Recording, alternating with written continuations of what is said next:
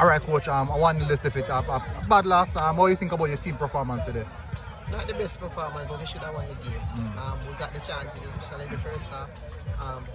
I was on the bench and I felt this one nil against us because we were getting these chances and not putting them away. And after when we changed the room, I told them that we're going to pay for it if we don't put these chances away.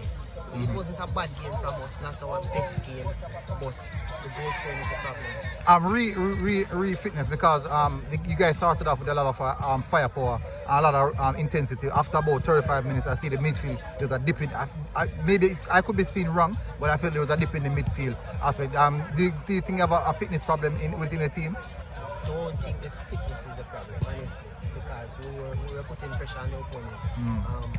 But I'm gonna outline again. We weren't taking our chances, so we were making it a little bit harder for ourselves. And the opponents, they stayed in the game and they got the goal they wanted, and we paid for it. And what's next for the team? Looking on to the next game. Yeah, we're just gonna come and keep working on the training pitch and try to. Once we start scoring goals, I know it's gonna make things a little bit easier for us. And we're just gonna keep practicing. All right, coach, and well done.